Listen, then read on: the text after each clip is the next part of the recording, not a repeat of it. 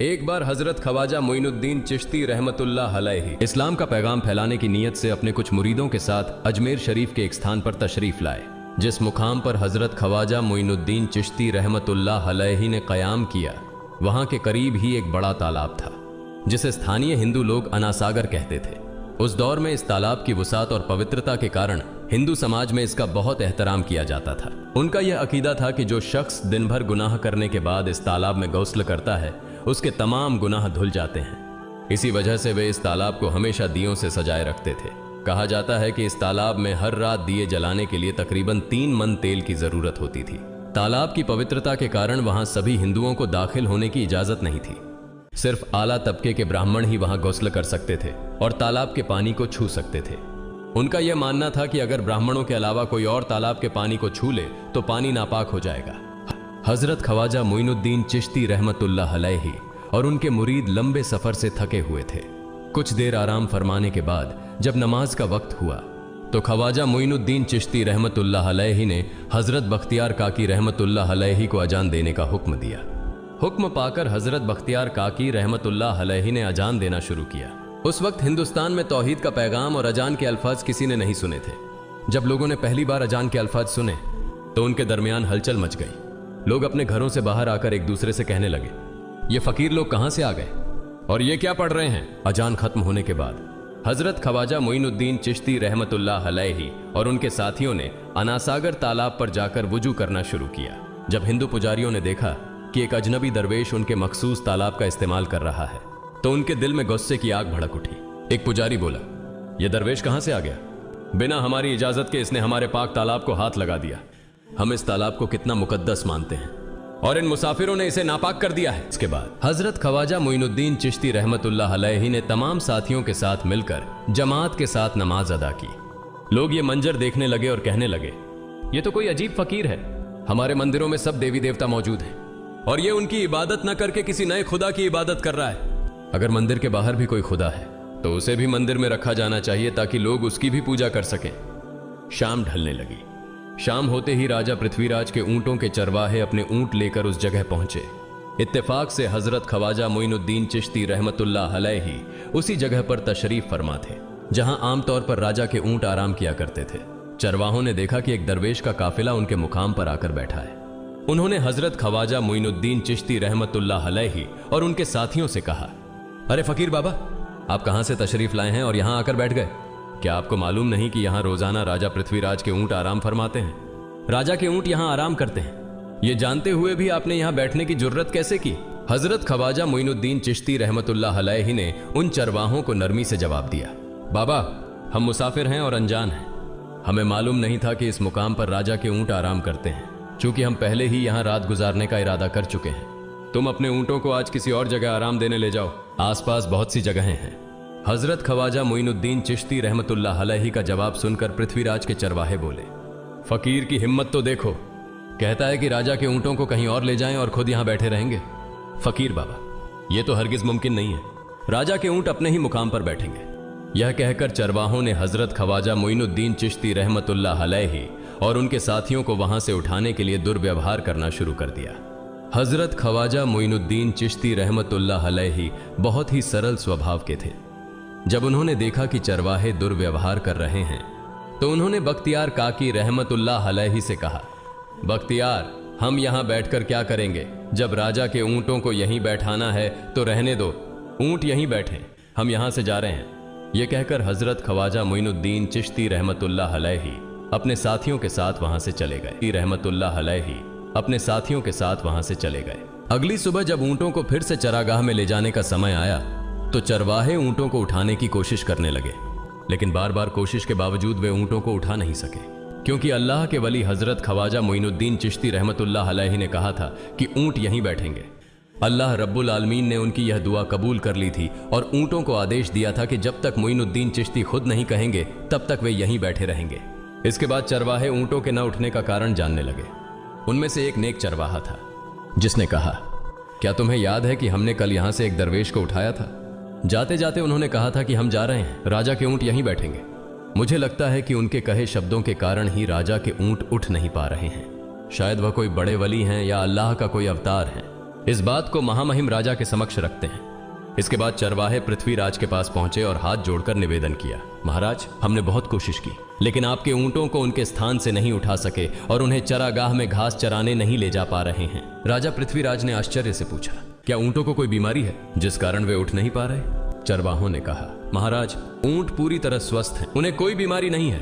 पृथ्वीराज ने कहा, तो फिर वे अपनी जगह से क्यों नहीं उठ रहे? चरवाहों ने कहा, महाराज, कल उस स्थान पर एक दरवेश बैठे थे, हमने उनके और उनके साथियों के साथ काफी दुर्व्यवहार किया और उन्हें वहां से उठा दिया था। जाते जाते उन्होंने कहा था, राजा के ऊंट यहाँ बैठेंगे और उठेंगे नहीं। हमें लगता है कि दरवेश की बद्दुआ के कारण ही ऊंट अपनी जगह से नहीं उठ पा रहे हैं। तब पृथ्वीराज ने हुक्म दिया, अच्छा, जाओ और उस दरवेश को मेरे पास ले आओ। जब हजरत ख्वाजा मोइनुद्दीन चिश्ती रहमतुल्लाह अलैहि पृथ्वीराज के दरबार में पहुंचे तो पृथ्वीराज ने उनसे पूछा, ए दरवेश, आपने मेरे ऊंटों को क्यों पंगु बना दिया है? मेरे ऊंट भूखे मर रहे हैं, कृपया अपना जादू उनसे हटा लें।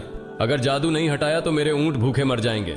बात सुनकर हजरत ख्वाजा मोइनुद्दीन चिश्ती रहमतुल्लाह अलैहि मुस्कुराते हुए बोले, हे अल्लाह के बंदे, हम मुसलमान हैं और मुसलमान कभी जादू नहीं करते। तुम्हारे ऊंटों को मैंने नहीं बल्कि इस संसार के पालनहार महान अल्लाह रब्बुल आलमीन ने बैठाया है। उनकी आज्ञा से ऊंट बैठे हैं और उनकी आज्ञा से ही उठेंगे। लेकिन मैं उस सर्वशक्तिमान से प्रार्थना कर सकता हूं कि वह तुम्हारे ऊंटों को उठने की अनुमति दे। इसके बाद हजरत ख्वाजा मोइनुद्दीन चिश्ती रहमतुल्लाह अलैहि ने अल्लाह से दुआ की, हे अल्लाह, इन ऊंटों को उनकी जगह से उठने की तौफीक दें। हजरत ख्वाजा मोइनुद्दीन चिश्ती रहमतुल्लाह अलैहि की दुआ करते ही चरवाहों ने देखा कि ऊंट अपनी जगह से उठकर चरागाह की ओर बढ़ने लगे। यह दृश्य देखकर चरवाहे चकित रह गए और हजरत ख्वाजा मोइनुद्दीन चिश्ती रहमतुल्लाह अलैहि की करामत की खबर पूरे अजमेर में फैल गई। जैसे जैसे हिंदुओं के बीच हजरत ख्वाजा मोइनुद्दीन चिश्ती रहमतुल्लाह अलैहि की करामत की बातें फैलने लगीं और इस्लाम की महानता उनके सामने प्रकट होने लगी, मंदिर के पुजारी भयभीत हो गए। वे सोचने लगे, अगर यही चलता रहा तो सभी हिंदू मुसलमान बन जाएंगे। तब वे पृथ्वीराज के पास पहुंचे और निवेदन किया, महाराज, ये दरवेश हमारे राज्य में अशांति फैला रहे हैं। यदि आपने अभी इनका कोई उचित समाधान नहीं निकाला तो ये दरवेश सभी हिंदुओं को मुसलमान बना देंगे और तब हमारे देवताओं की पूजा करने वाला कोई नहीं बचेगा। आप इन्हें यहां से भगा दें, नहीं तो ये हमें यहां से बाहर निकाल देंगे।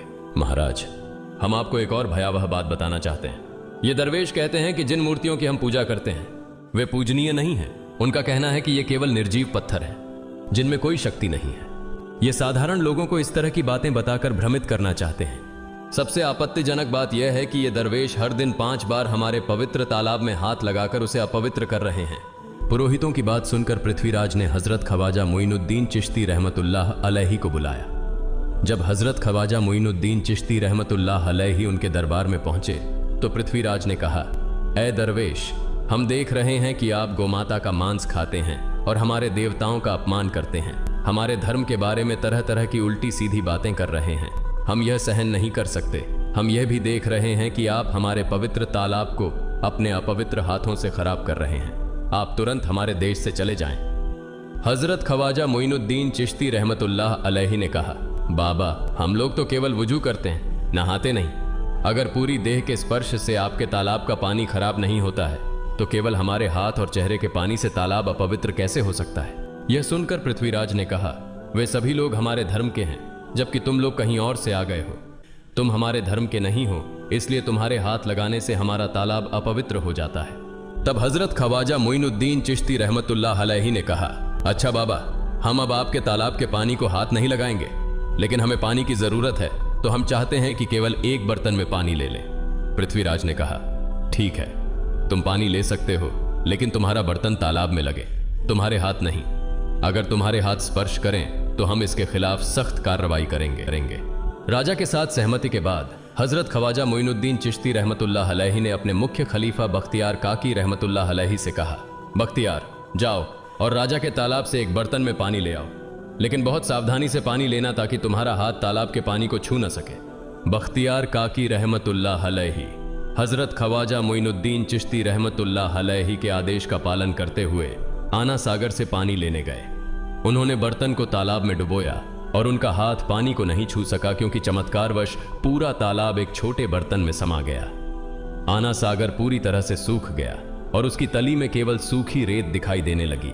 जब पुरोहितों ने देखा कि उनके पवित्र तालाब में एक भी बूंद पानी नहीं बची है और वह मरुस्थल की तरह सूख गया है तो वे घबराते हुए राजा पृथ्वीराज के पास गए और बोले, महाराज, यह तो भारी संकट हो गया है। पृथ्वीराज ने पूछा, क्या हुआ? पुरोहितों ने कहा, उस दरवेश ने हमारे पूरे तालाब का पानी ले लिया है। अब हमारे पवित्र तालाब में एक बूंद भी पानी नहीं है। अगर इस तालाब में पानी नहीं होगा तो हम अपने पापों का प्रायश्चित कैसे करेंगे? दूर दूर से हजारों हिंदू लोग इस तालाब में स्नान करने आते हैं ताकि वे अपने पाप धो सकें। अगर पानी नहीं रहेगा तो वे यहां आना बंद कर देंगे, जिससे हमारा बड़ा नुकसान होगा और अजमेर की मान मर्यादा मिट्टी में मिल जाएगी। पृथ्वीराज गहरे विचार में पड़ गए। वे हजरत ख्वाजा मोइनुद्दीन चिश्ती रहमतुल्लाह अलैहि के खिलाफ कोई कठोर कदम उठाने से झिझक रहे थे, क्योंकि उन्हें आशंका थी कि अगर उन्होंने दरवेश के खिलाफ सैनिक भेजे और दरवेश ने सैनिकों पर भी जादू कर दिया तो उनकी परेशानी और बढ़ जाएगी। इसलिए उन्होंने कहा, तुम लोग जाओ और उस दरवेश को मेरे पास बुला कर लाओ। मैं देखता हूं कि वह क्या चाहता है। अगर उसकी मांग उचित होगी तो हम उसे मान लेंगे, और यदि उचित नहीं हुई तो हम माफी मांगकर अपना तालाब का पानी वापस ले लेंगे। जब हजरत ख्वाजा मोइनुद्दीन चिश्ती रहमतुल्लाह अलैहि पृथ्वीराज के दरबार में पहुंचे तो पृथ्वीराज ने कहा, ऐ बाबा, आपने हमारे तालाब का सारा पानी ले लिया है। हम अपने पापों का प्रायश्चित कैसे करेंगे? पूरे दिन के पाप हम इस तालाब में स्नान करके धोते हैं। अगर तालाब में पानी नहीं होगा तो हम अपने पाप कैसे धोएंगे? हजरत ख्वाजा मोइनुद्दीन चिश्ती रहमतुल्लाह अलैहि ने उत्तर दिया, देखो बाबा, तुम्हारे पास आना सागर है, पर दुनिया के हर कोने में ऐसा तालाब नहीं है, तो क्या वे लोग अपने पाप कैसे धोएंगे? पापों को धोने की ताकत इस तालाब के पानी में नहीं है। पापों को माफ करने वाला केवल अल्लाह है, जिसने आकाश, धरती और पूरी सृष्टि बनाई है। उसकी इजाजत के बिना एक पत्ता भी नहीं हिलता। इसलिए मैं तुम्हें इस भ्रम को छोड़कर सही राह पर आने की दावत देता हूं। रहे थे। इसके बाद उन्होंने कहा, जाओ बख्तियार, जिस बर्तन में तुमने तालाब का पानी लिया था उसे वापस तालाब में डालाओ। बख्तियार काकी रहमतुल्लाह अलैहि हजरत ख्वाजा मोइनुद्दीन चिश्ती रहमतुल्लाह अलैहि के हुक्म से आना सागर में बर्तन का पानी डालने गए। जैसे ही बर्तन का पानी तालाब में डाला, आना सागर फिर से पानी से लबालब भर गया। इस चमत्कार को देखकर वहां मौजूद कई हिंदुओं ने कलमा पढ़कर इस्लाम कबूल कर लिया। यह देखकर हिंदू पुरोहितों और पंडितों की चिंता बढ़ गई। वे पृथ्वीराज के पास गए और बोले, महाराज, यदि अब कोई उपाय नहीं किया गया तो सारे हिंदू मुसलमान हो जाएंगे। पृथ्वीराज ने कहा, मुझे सलाह दो, इस दरवेश का मुकाबला कैसे किया जा सकता है? पुरोहितों ने कहा, यह दरवेश एक बड़ा जादूगर है, इसलिए इसका मुकाबला भी जादू से करना होगा। हमारे बीच एक बड़े पुरोहित और जादूगर रामदेव हैं, उन्हें इसके मुकाबले में भेजें। अगर वह जादू से इसे हरा सके तो हम अपने हिंदू धर्म का गौरव फिर से प्राप्त कर सकेंगे।